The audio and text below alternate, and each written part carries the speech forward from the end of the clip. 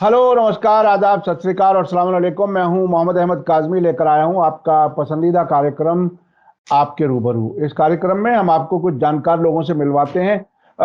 आमतौर पर middle east के बारे में बात तो अक्सर होती है, लेकिन कुछ पड़ोसी मुल्कों के सिलसिले में भी बात हो जाए और ज़्यादा अच्छा है। अभी पाकिस्तान में हालात बहुत ही अनस्टेबल नज़र आ रहे हैं।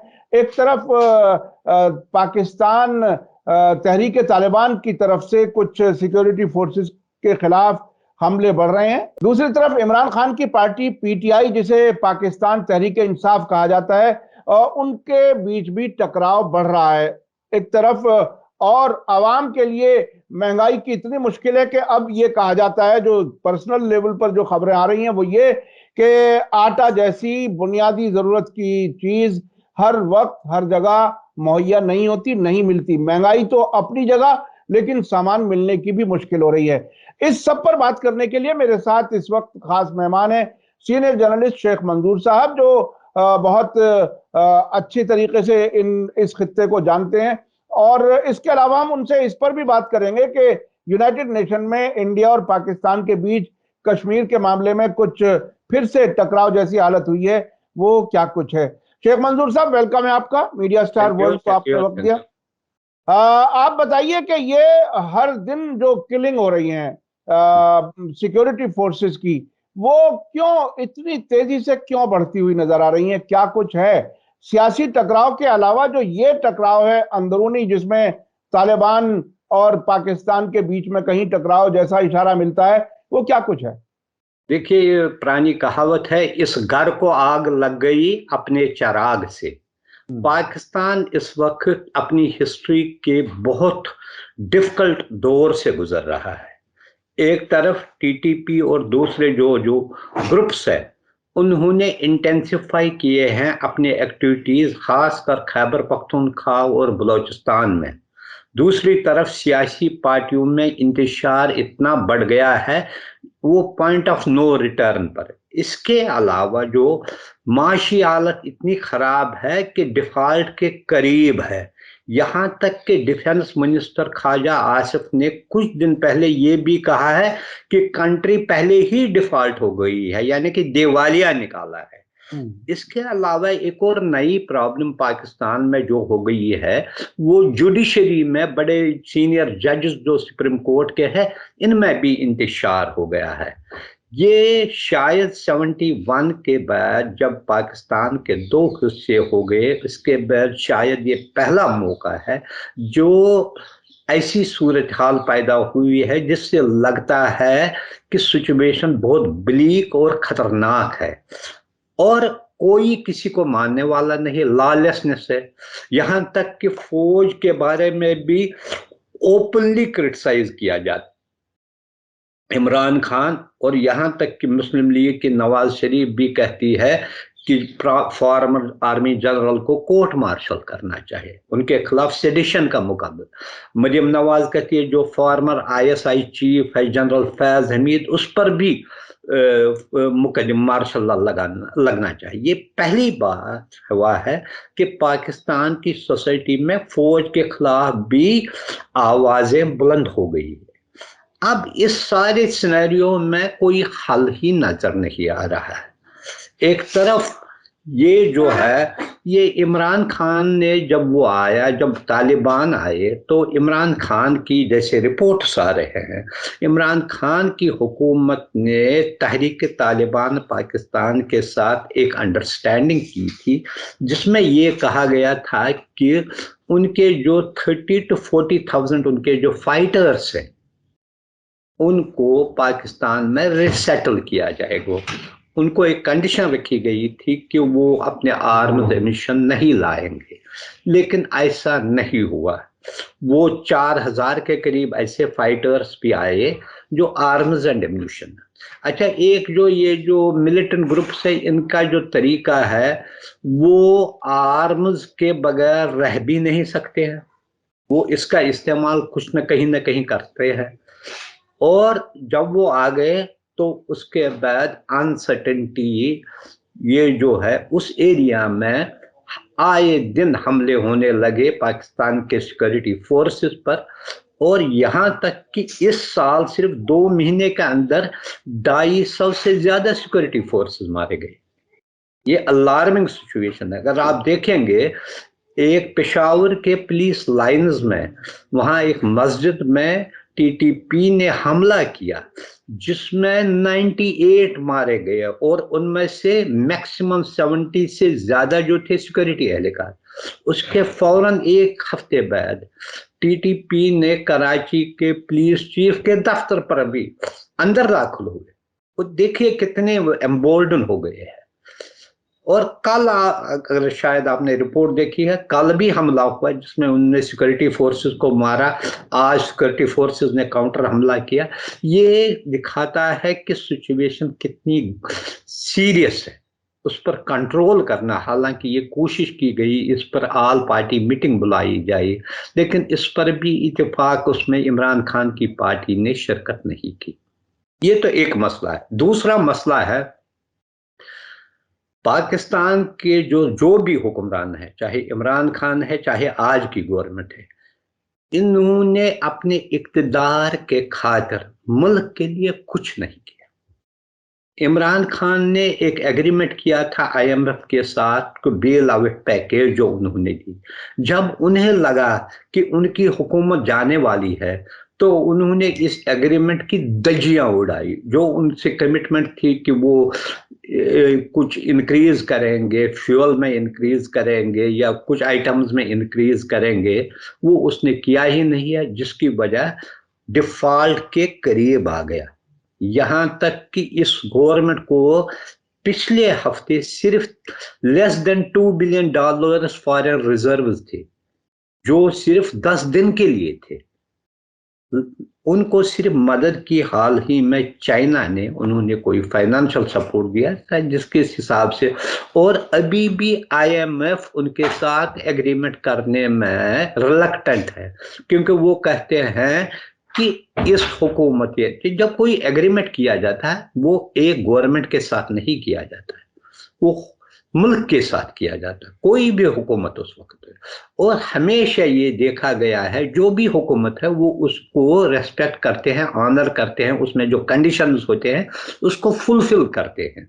लेकिन यहाँ क्या हुआ, जब उसने एग्रीमेंट किया वो इन पर भरोसा ही नहीं करते हैं कि आप भी कल अगर आपकी भी हुकूमत जाएगी तो आप भी इसको ऐसे छोड़ोगे, तो उस पर वो चाहते हैं सॉवरन गारंटी, सारी पॉलिटिकल पार्टीज इस पर, जिसकी वजह से 2-2.5 महीने नेगोशिएशंस रहे लेकिन अभी तक एग्रीमेंट भी नहीं हुआ। हालांकि लगता है अगले हफ्ते हो जाएगा, चूंकि जो टफ कंडीशंस उन्होंने रखे थे उसमें रखा था जो फ्यूल चार्जेस करना, इलेक्ट्रिसिटी बिल को बढ़ाना या दूसरे है, वो उन्होंने मान लिया और शुरू भी किया है। आलम यह है कि पाकिस्तान में इन्फ्लेशन जो है ऑफिशियली जैसे 32%, लेकिन 40% है गई है। जैसे आपने कहा ये जो इस बुरी हालत तक मुल्क पहुंचा उसमें एक लंबे अरसे तक अफगानिस्तान के मामले में उलझे रहना, और इमरान खान अक्सर इस बात को कहते थे कि हम दूसरे की जंग नहीं लड़ेंगे अब के बाद, यानी हमने बहुत बड़ी गलती की कि अमेरिका के कहने पर अफगानिस्तान जंग में हम शरीक हुए।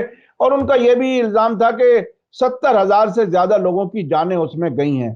तो अब ये मुल्क इस हद तक नीचे पहुंच गया माली सतह पर भी और सियासी सतह पर भी, इसमें क्या अब क्या हो सकता? आईएमएफ अपनी सख्त शर्तें लगाता है, लोगों पर महंगाई का बोझ और बढ़ेगा, वो क्या वो हल है? देखिए, हल इनको मरता क्या न करता, आपको ये देखना है। इस वक्त हालत ये है दोनों तरफ से जो है अंधेरा है, और आपकी अब यही कंडीशन है कि कहीं न कहीं से कुछ अच्छा हालत ये है। जो पाकिस्तान जिन कंट्रीज को अपना दोस्त मानता था उनमें सऊदी अरब था, यूएई था, टर्की था, उन्होंने भी ये नहीं अभी तक उनको कोई माली मदद की, हालांकि कमिटमेंट की है। वो भी उनको ये कहते हैं जब तक आप आईएमएफ के साथ मुआहदा नहीं करोगे हम मदद नहीं करेंगे। ये आपने जो इमरान खान की बात वो सही है। पाकिस्तान में सबसे बड़ी तबाही डिक्टेटर्स ने की, जब वो एग्रीमेंट उसने किया वॉर ऑन टेरर, उस वक्त बुश के साथ किया, उस वक्त उन्होंने प्रेसिडेंट मुशर्रफ ने अब अमेरिका से फाइनेंशियल असिस्टेंस मांगी और इसके अवज विदाउट रियलाइजिंग अफगानिस्तान उनका नेबर है और बॉर्डर तकरीबन जो है लूज बॉर्डर है, ओपन बॉर्डर है, आना जाना है। 30 लाख अभी भी अफगानी पाकिस्तान में रहते हैं। उस वक्त उनके खिलाफ जंग में हिस्सा लेना ये खुदकशी के बराबर है। लेकिन पैसों के लालच में, इक़्तिदार में रहने के लालच में वो कर गया, जिसका नतीजा ये हुआ जैसे कि 75,000 लोग जो है उसमें मारे गए। एक लंबी जो है 2008 के बाद टेरर अटैक्स कंटिन्यूसली हुए जो आज तक पाकिस्तान भुगत रहा है।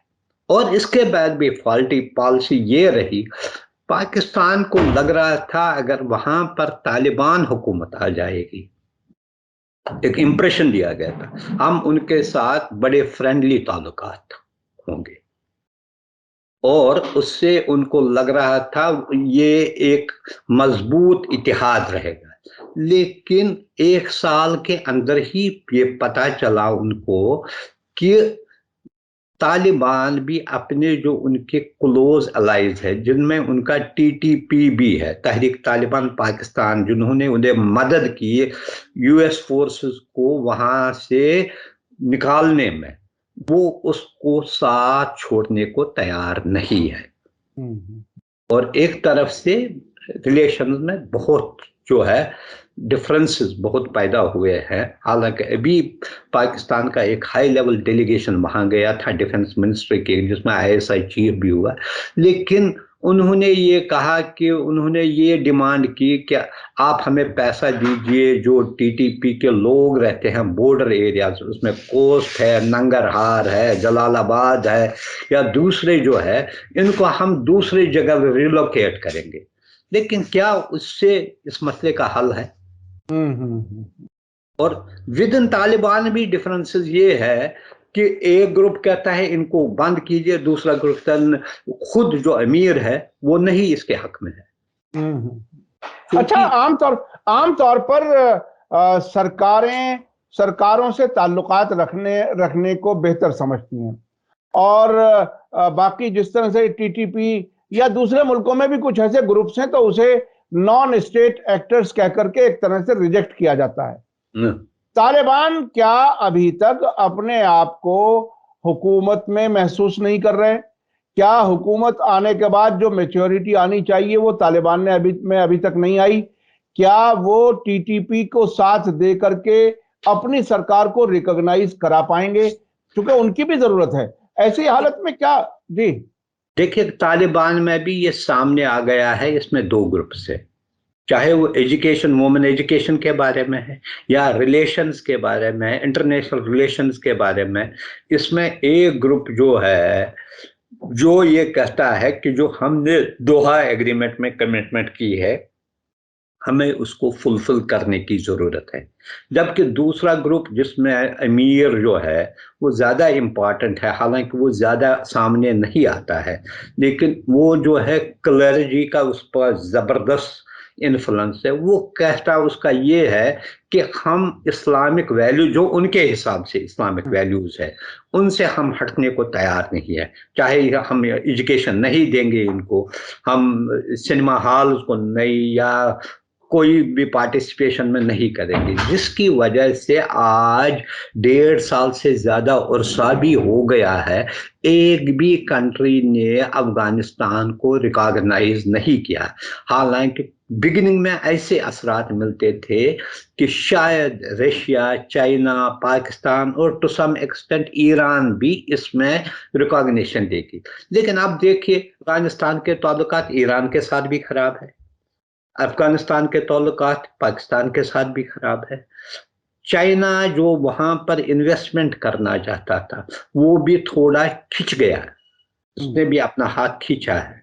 दूसरी तरफ जो ताजिकिस्तान और दूसरे कंट्रीज उनके साथ भी कुछ नहीं है।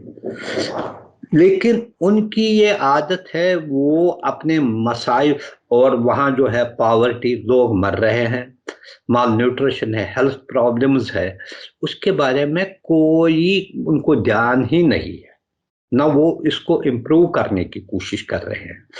इंटरनेशनल कम्युनिटी के साथ अपने मुल्क को जोड़ना, उन्होंने इस सिलसिले में वो सीरियस नहीं है। इसीलिए अभी तक जो भी कंट्रीज मदद करना चाहते थे उनको, क्योंकि मे भी अपने मफादात के लिए, मे भी रीजनल सिक्योरिटी के लिए या कुछ और के लिए, वो भी सामने नहीं आते हैं ओपनली इनको साथ देने के लिए। अब इन हालात में अफगानिस्तान फिलहाल ऐसे ही रहेगा, लेकिन एक चीज है, चूंकि अफगान इसके रहने से यहाँ पर क्या हुआ, नए ग्रुप्स आए हैं। अभी 2 दिन पहले की न्यूज आई थी कि वहां पर दाइश का जो है खुरासान ग्रुप है एक, वो इमर्ज हो रहा है। इस पर उन्होंने वहां पर कुछ इलाकों में उन पर यानी कि कार्रवाई भी की। दाइश है, तालिबान है या दूसरे ग्रुप्स है, वो भी वहां पर एक्टिवेट हो रहे हैं। ये फिर भी रीजनल सिक्योरिटी के लिए ये खतरा है, और यहाँ ही नहीं खत्म होगा। एक बार रीजन के लिए खतरा होगा तो इसका खतरा दूसरे इलाकों में भी बढ़ जाएगा। इसलिए, और चूंकि सारी दुनिया इस वक्त यूक्रेन वार या दूसरे मसाइल पर लगी है, इसलिए यहाँ पर ज्यादा ध्यान नहीं दिया जा रहा है। कल ही अमेरिका का एक डेलीगेशन आया पाकिस्तान, जिसने ये कोशिश की कि टेररिज्म के मामले में फिर वो कोऑपरेट करेंगे, लेकिन ये एक इनिशियल स्टेज पर है, क्योंकि पाकिस्तान के रिलेशन भी ट्रम्प के ज़माने, इससे पहले भी डेटोरिएट हुए थे, और अभी भी उसमें वो नहीं जो है यानी गर्मजोशी नहीं आई है। It will take months and years to normalise relations fully. अच्छा, जी अमेरिका का जो एक रोल रहा अफगानिस्तान में, और जो दोहा में उनकी मुलाकातें हुई, तकरीबन 2-2.5 साल क्लोज डोर मीटिंग्स हुई, उसके बाद हमने देखा कि काबुल से, अफगानिस्तान से अमेरिकी फौजें चली गईं, लेकिन उनके एयर स्ट्राइक के सिलसिले जहां उन्हें जरूरत हुई, जिसमें ऐमन जवाहिरी के बारे में कहा जाता है कि अमेरिकन ने मारा है, तो क्या किसी हद तक अब भी तालिबान और अमेरिका के बीच में कोई अंडरस्टैंडिंग नजर आती है, या वहां भी वो कोई अलग अलग ग्रुप हैं, कुछ लोग उनसे कनेक्टेड हैं, कुछ लोग उसके खिलाफ हैं? क्या कुछ है, क्या लगता है? एग्जैक्टली जैसे आपने कहा, एग्जैक्टली वही है, ग्रुपिज्म है। एक तरफ मुल्ला उमर के बेटा जो है याकूब, मुल्ला याकूब, दूसरे तरफ जो है यही जो मुल्ला आखुंद, तीसरी तरफ ये जो है जो इंटीरियर मिनिस्टर है हक्कानी वाले। इनमें ये है, जो ये इस वक्त भी ये बात सामने आई जो अयमन अल जवाहिरी के कत्ल के सिलसिले में, हलाकत के सिलसिले में, ये भी एक न्यूज़ आई है इंटरनेशनल लेवल पर कि उनको टिप ऑफ किया किसी ने, गवर्नमेंट के किसी यानी कि फैक्शन ने ही उनको टिप ऑफ किया है। अब दूसरी बात आप देखिए, दोहा में नेगोशिएशन के लिए मुल्ला अब्दुल गनी बरादर लीड कर रहे थे, और ये तासुर दिया गया था कि शायद वही प्राइम मिनिस्टर बनेंगे आने के बाद, लेकिन उसको महीनों वो साइड लाइन हो गया। यहाँ पर ये भी एक न्यूज़ आई कि उस पर अटैक भी किया गया, और ये भी डिवाइड हो गया, एक तरफ क्वेटा शोरा, दूसरी तरफ जलालाबाद शोरा, और जो ग्रुप्स है ग्रुप्स में बढ़ गए।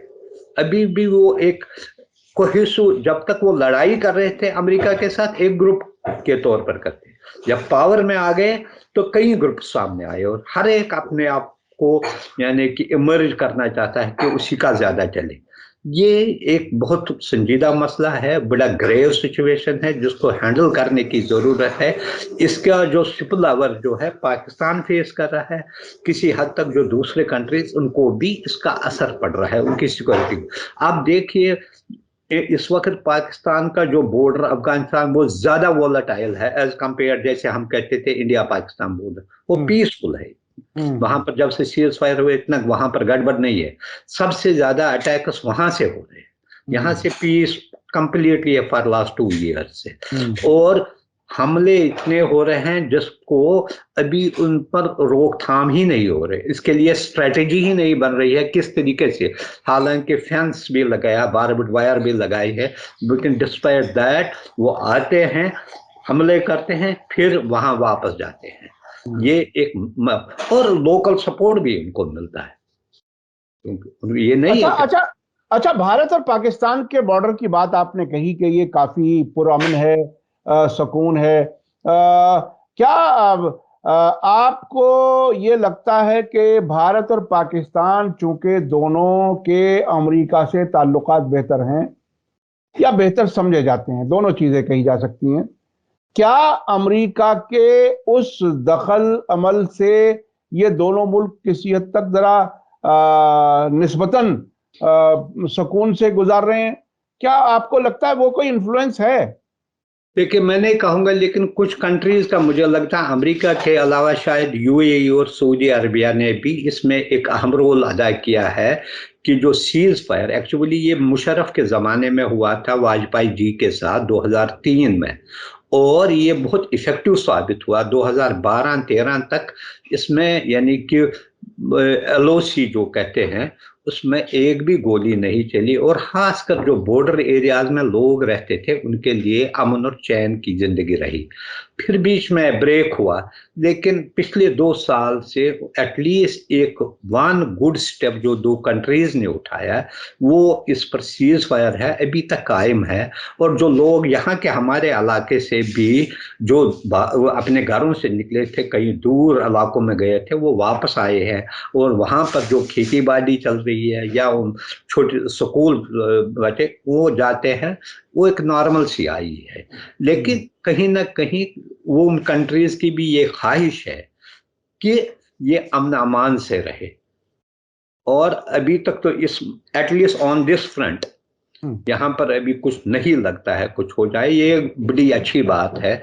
लेकिन दूसरे जो है नॉर्मलाइजेशन ऑफ रिलेशन, वो एक लंबा सा मसला है, वो अभी हल होने वाला नहीं है, क्योंकि उसमें पॉलिटिकल इश्यूज भी आते हैं, वहाँ की पॉलिटिक्स भी आती है, यहाँ भी, इसलिए उसमें कोई जो है इम्प्रूवमेंट के चांसेस बहुत कम। हालांकि अभी शहबाज शरीफ ने एक बयान दिया था कि वो चाहता था कि उसके भाई जो थे, ये सबों को पता था, उसके जमाने में ही hosted prime minister Modi at his house, ये पता था उसको, था वो उसकी चाहत थी।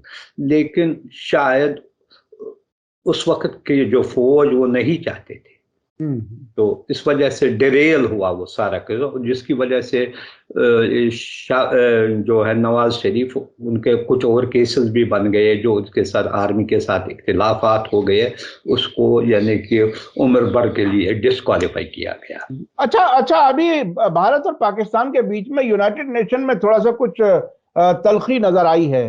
बिलावल भुट्टो जो वहां के फॉरेन मिनिस्टर हैं, उन्होंने कोई बयान दिया है कश्मीर से मुताल्लिक, इंडिया ने उस पर काफी सख्त बरहमी दिखाई है। आप उसको किस तरह से देख रहे हैं? ये बहुत ही रूटीन किस्म की कोई चीज है या कोई? ये रूटीन है, ये जब भी यूनाइटेड नेशन या जनीवा में, इससे पहले हुआ है कुछ दिन पहले, जनीवा में इंडिया ने प्रोटेस्ट भी किया कि वहाँ पोस्टर्स भी लगे थे इनके खिलाफ।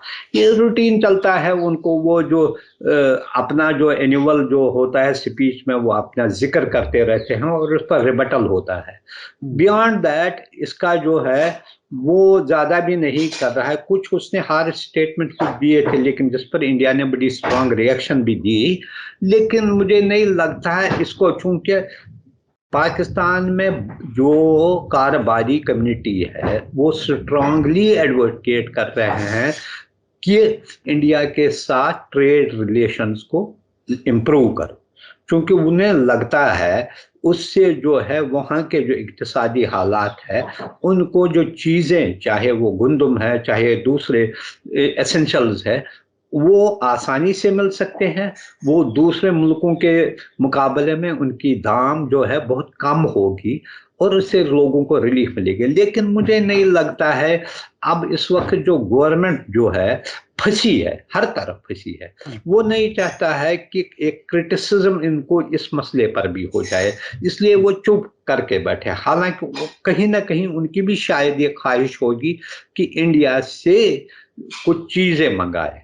उनको हाल ही में उनके, जैसे आपने कहा, गुंदम की इतनी शॉर्टेज है, उनको 50,000 टन गुंदम उन्होंने रशिया से मंगवाया और फर्स्ट कंसाइनमेंट जो उसका जो है वो आया है, वो 4.5 लाख टन का है। लेकिन वहां से यहाँ आने में तुमको 12 दिन लगे शिप से, अगर यहाँ से ट्रेन से भी जा सकता है और 1 दिन में पहुंच जाएगा और इनको बहुत फायदा होगा। और इंडिया के पास बहुत गुंदम के जखायर है, सरप्लस है।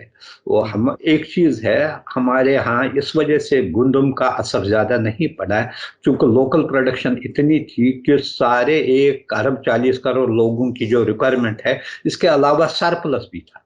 लेकिन ये जो है वहां पर हर तरफ के मसाइल है।